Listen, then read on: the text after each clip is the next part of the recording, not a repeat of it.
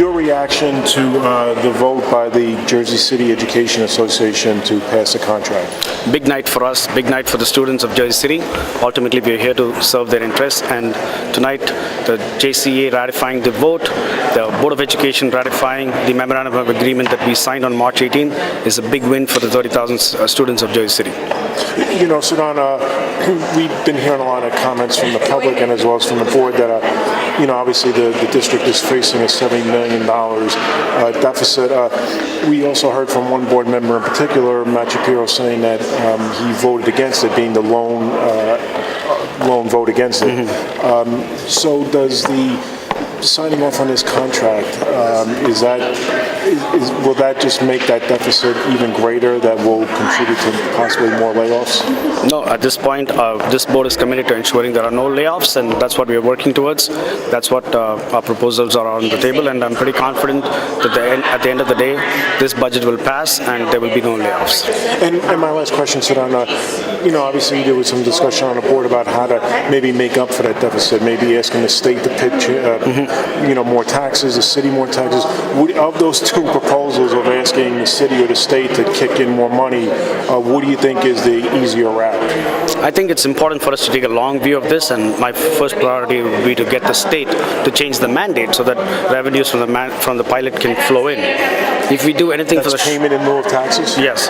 The state has to change the mandate to fund education from pilot revenues. Knocking on the doors of the city is important, but that's only a short-term fix. Because if you notice, a lot of these properties are going to come out of the abatement bracket in the next 5-10 years. Some of them have already come out of. But unless the state changes the law, those monies will not go to enhance the base that we have for the tax base for the levy. So it's important for the state to step in and change the law. We will knock on the doors of the city, but that's a short-term fix. The state has to ultimately own up to this. And the second thing for me is, why should we single out Jersey City? If we have to knock on the doors of Jersey City and get a couple of $1 million, let's say, what about the other cities? Are they coughing up themselves? If the city is not coughing up.